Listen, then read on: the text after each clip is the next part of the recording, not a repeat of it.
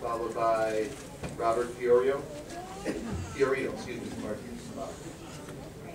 My name is Les Roche. I live at 1306 East Street. You probably still remember me. I'm not going to go on and on about the poor economic decision that these ordinances were. I'm not going to say anything I have to say to the mayor because he's not with us right now. But I am going to say, just in case you haven't noticed, one very terrible thing about voting for these ordinances is you have created room for counter-government in this city. And that is extremely dangerous.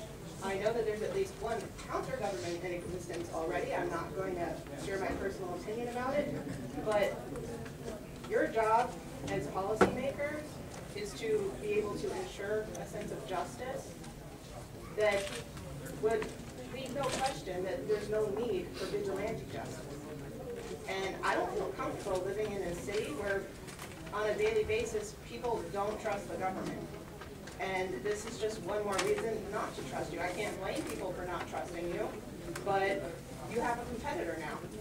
And people have to make a choice whether they support a legitimate government or they support an up-and-coming government that people might refer to as a gang. One of our professors at my beloved institution did a study. Gangs don't cause violence before violence causes gangs. The cops can tell you about that. You know, they do a very good job of trying to protect the city, but if people don't feel protected, whether it's physically or fiscally, they're going to find a way to protect themselves. And that can potentially threaten other people. You know, and I just like to say, I really like the job that our police have done. You might want to take a few notes from their book. And I'd also suggest that if you don't do anything to insult them, like attach a Dunkin' Donuts to their police station.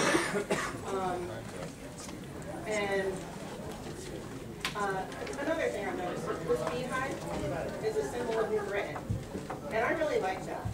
But I'm going to keep going for 1 second, just to give you a little beekeeping 101. I'll give you 10 seconds. All right. If you take too much honey as a beekeeper, the bees will die or they'll leave. The difference is with people, we can get new beekeepers.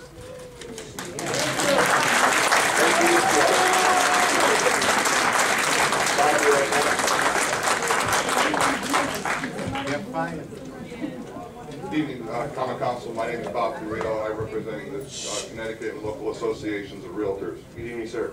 As an association of realtors, we have had a long history of fighting for private property rights for all the citizens of Connecticut. And we strongly urge the New Britain Common Council reconsider the unfair taxes on property owners that they levy. Our association believes that government should be about fair, broad-based tax systems that have everyone pay for all their services. A regressive tax policy is only going to hurt individuals. The Common Council has stated several reasons for enacting these ordinances, but I think there's several unconsidered consequences of these actions. First of all, there are numerous blight ordinances, building codes, and fire regulations that are used in many towns and cities to ensure safe conditions for everyone. Our association strongly supports municipalities to enforce these public health and safety codes to make sure that everyone has a decent place to live. I believe basically that the town needs to enforce the laws that they already have in place. Our association believes that new taxes will seriously erode the property values of the city of New Britain. Income property values are tied directly to the income they produce. It doesn't matter if you have a single unit or 300 units. When these new fees hit, property owners will see an immediate drop in their property values. As a fragile real estate market continues to struggle to recover, why would the city of New Britain do something that would further depress properties in their towns? This will force further foreclosures as people have no option but to walk away because they can't either sell their properties or refinance them. Further, the 911 ordinance, we know that towns and cities reach out to the public nonstop to have them call 911 when they have a problem. I think we're sending two different messages to the community if we're going to add a fee if people report crime. Higher crime rates will also depress property values. We strongly urge you to reconsider the unintended consequences of the new ordinances and ask the city to revoke those. Thanks. Thank you for your testimony. Hi, my name's Tracy McCleary. Hi, I'm a realtor. Kind of what Bob had just said, same kind of thing. However, one thing that I think people might not have taken into account is the property values. Right now, there's 115 multifamilies on the market currently in New Britain. The more properties that come onto the market, the lower the values go. If this tax is actually followed through and imposed, people will get frustrated. They'll end up selling, which will end up flooding the market, making it, devaluing the properties even more.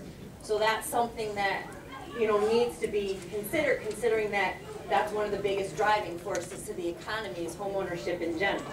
When you think about it, people buy houses, they need to buy stuff for their houses. Stuff's not a real technical term, but at the end of the day, that's what it is.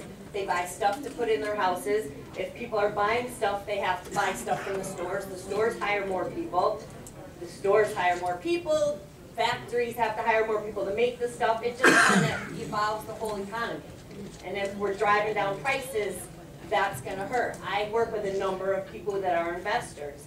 And if there's this added tax on top of it, there's a number of other towns and cities they can go to. They can find properties less price, good prices in Bristol and Middletown, whereas we can't get them to come into New Britain if there's these unfair fees and taxes. So that's just something I would like the council to take into consideration, on this decision. Thank you so much. Next is Mr. Polinsky, Eric Polinsky, followed by Nicholas Mercier. Eric Polinsky, 200 Pratt Street, Meriden. I'm here representing Thank you, sir. Carabetta. Thank you for having me. I just feel it's very important that my comments become part of the public record. I'm dismayed, although I respect the numerous speakers that are speaking in favor of this ordinance. I'm dismayed that there seems to be a lack of understanding, and I would admonish the council to perhaps explain that this is not a blight control ordinance. This is a $150 fee on every landlord for every rental apartment, with just some exceptions. There are already blight ordinances on the record. There's public health and safety codes that would keep somebody from not having heat and get rid of rats. This does not do that. All this does is add another $150 on top of our operating expenses, whether we're a good landlord or a bad landlord. This has no way to single out bad landlords. We don't even know what this $150 does. We don't know what it's going to be used for. It doesn't have any kind of an inspection that comes along with it. There's no enforcement, as far as I could see, of codes that are attached to this. Let's use the existing public health and safety codes to fight blight instead of trying to depress the economy in New Britain. I would just go on to say two more quick things. The council has said that this is not a revenue generator, and so you can only really draw two conclusions, and both of them are bad.